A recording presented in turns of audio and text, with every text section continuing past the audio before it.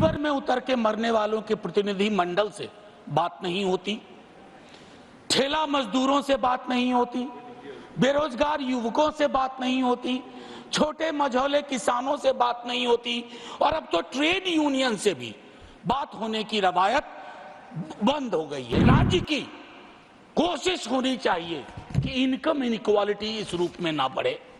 मैं नहीं बताना चाहता कि 90% संसाधन किसके कब्जे में है। ये मत समझिएगा कि मैं धन संचय का विरोधी हूं या अमीरी का विरोधी हूं, लेकिन अश्लील अमीरी और जिसका भोंडा प्रदर्शन हमने हाल के दिनों में देखा है। जब तक आप जातिगत जनगणना नहीं करवाएंगे, आपकी टारगेट स्पेसिफिक नहीं होगी, आपका बजट मीनिंगलेस होगा, आपकी नीतियां लोगों तक नहीं पहुंचेंगी। हमने लाखों के बोल सहे सितमगर तेरे लिए, तो मैं सितमगर से आग्रह करूंगा इन मुद्दों के मद्देनजर बजट को रीलुक दीजिए, बजट को आम आदमी का बजट बनाइए। मैं बजट पर आने से पूर्व प्री बजट कंसल्टेशन पर 30 सेकंड बोलूंगा। प्री बजट कंसल्टेशन होता है माननीय उपसभापति महोदय। मैंने उद्योगपतियों के साथ मीटिंग देखी, कॉरपोरेट हाउसेस के साथ मीटिंग देखी, और मैं आज की ही बात नहीं कर रहा हूं। कई वर्षों से प्री बजट कंसल्टेशन में सीवर में उतर के मरने वालों के प्रतिनिधि मंडल से बात नहीं होती, ठेला मजदूरों से बात नहीं होती, बेरोजगार युवकों से बात नहीं होती, छोटे मझौले किसानों से बात नहीं होती, और अब तो ट्रेड यूनियन से भी बात होने की रवायत बंद हो गई है। क्योंकि हाल के दिन में जॉर्ज साहब पर एक किताब पढ़ रहा था, राहुल राम गुंडल जी की, उसमें पता चला कि आज जिन चीजों के लिए लोग नाराज हो जाते हैं सदन में, जॉर्ज साहब तो उन चीजों के बगैर सदन में अपनी बात ही नहीं रखते थे, चाहे बिजनेस हाउसेस का नाम लेना हो या इंडस्ट्रियल पॉलिसी की बात हो। मैं ये क्यों कह रहा हूं कि ये मैडम का 7वां बजट है, उनको बहुत बधाइयां मिली। सर 7 साल पुराना तो नहीं हूं, 6ठी बार मैं माननीय वित्त मंत्री जी के समक्ष आर्टिकल 39 क्लॉज सी, और मैं चाहता हूं सब लोग पढ़ें कि हमारा बजट हमारे प्रियम्बल में है, डिग्निटी, जस्टिस, इक्वालिटी। हमारा बजट उसको कितना रिफ्लेक्ट करता है। आर्टिकल 39 सी जो कंसंट्रेशन ऑफ वेल्थ की बात करता है माननीय उपसभापति महोदय, कि राज्य की कोशिश होनी चाहिए कि इनकम इनइक्वालिटी इस रूप में ना बढ़े। मैं नहीं बताना चाहता कि 90% संसाधन किसके कब्जे में है। माननीय सभापति महोदय, आय की इतनी बड़ी असमानता, परेशानी इस बात से होती है, यह मत समझिएगा कि मैं धन संचय का विरोधी हूं या अमीरी का विरोधी हूं, लेकिन अश्लील अमीरी और जिसका भोंडा प्रदर्शन हमने हाल के दिनों में देखा है।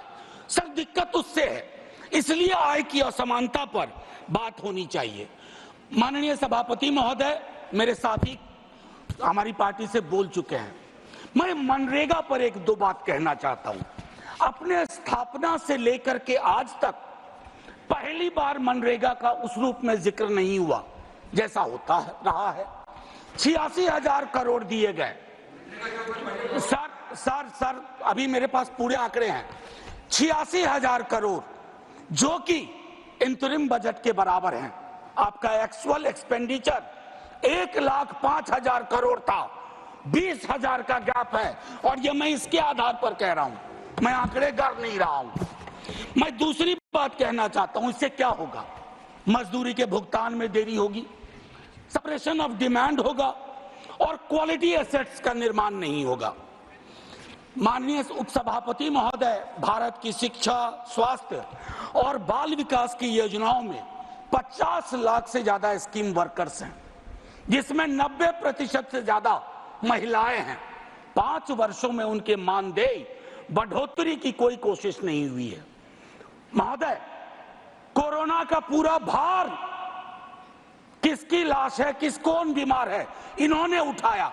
आपने इसकी मानदेय, चाहे आशा, ममता, आंगनवाड़ी, रसोईया आदि, कृषि को लेकर के एक बड़ी आबादी है, 65-70% अभी भी निर्भर है। खेतीहर मजदूर, छोटे मझोले किसानों, उनकी दिक्कतें अलग हैं। माननीय उपसभापति महोदय, कृषि के आउटपुट का आंकड़ा भी सवालों के घेरे में है, लेकिन सवाल लेंगे नहीं। Legal guarantee to MSP, what stops you? Please, मैं चाहता हूं इन चीजों पर खुल के बात हो। सर, 24 के मैंडेट की एक खास बात है, मैं पहले कह चुका हूं, दोनों पक्षों के लिए एक संदेश, हमारे लिए संदेश है what you have done is not enough, और उनके लिए संदेश है एक्नॉलेज करो दिक्कत कहां है। एक्नॉलेजमेंट है इस बजट में सर, मैं इनकार नहीं करता हूं, एक्नॉलेजमेंट है। प्राथमिकताओं की बात होती है। कहा गया 4 जातियां हैं सिर्फ, कृषक, युवा, महिला, अन्नदाता, 4। सर, ये सोशियोलॉजिकल एंथ्रोपोलॉजिकल इंस्ट्रूमेंट का बेजा इस्तेमाल है। इस देश में जाति हकीकत है सर, 100 दफा बोल चुका हूं, और मैं कह रहा हूं कि जब तक आप जातिगत जनगणना नहीं करवाएंगे, आपकी टारगेट स्पेसिफिक नहीं होगी, आपका बजट मीनिंगलेस होगा, आपकी नीतियां लोगों तक नहीं पहुंचेंगी। सर पे हाथ रखने से, आंख पर हाथ रख लेने से हकीकत नहीं बदलती है सर। और I must tell you, idea which has arrived, you cannot kill that idea. Caste census is that idea. Sir, बेरोजगारी को लेकर के तकरीबन 27-28 करोड़ का बैकलॉग है सर, और बेरोजगारी की कहानी अद्भुत है। एक बड़ी आबादी है जो डिस्गाइज्ड अनएम्प्लॉयमेंट में है, कुछ अंडर एम्प्लॉयमेंट में है, अंडर एम्प्लॉयमेंट, कुछ उस बस 1-1.5 मिनट और लूंगा, कुछ उस सीमा को पार कर चुके हैं। आप 80 लाख की बात इस बजट में करते हैं। आपको प्रतिवर्ष 5-6 करोड़ रोजगार और नौकरी की व्यवस्था करनी होगी, तभी जाकर के ये जो डेमोक्रेटिक डिविडेंड है जो आप लोग कहते हैं, उसको आप एड्रेस कर पाएंगे। एमएसएमई सेक्टर सर, खास करके उसमें जो माइक्रो और स्मॉल है, आपने उसकी रीढ़ तोड़ दी है, चाहे डिमोनेटाइजेशन हो, जीएसटी हो, और रीढ़ तोड़ने के बाद सर सर्जरी चाहिए, बैंडेड नहीं लगाना पड़ता है, आप बैंडेड लगा रहे हैं। अप्रेंटिसशिप, इंटर्नशिप, एक ही बात कहूंगा सर, खत्म ही कर रहा हूं, 5,000 रुपया आप दे रहे हैं। एक तो कहते हैं विल नज द कॉर्पोरेट हाउस, मैंने नज का हिंदी अनुवाद देखा, कोहनी से धक्का मारना होता है। अब आप कॉर्पोरेट हाउस को कोहनी से धक्का मार के कह रहे हो कि रख लो 5,000, 30 दिन से सर, बस 1 मिनट और 30 दिन से डिवाइड करिए, 166 रुपए 66 पैसे, ये तो न्यूनतम मजदूरी भी नहीं है। और आखिरी सर, जय हिंद बोलने से पहले बिहार को लेकर बड़ी बात हुई सर, हम तो मुफ्त में बदनाम हो रहे हैं।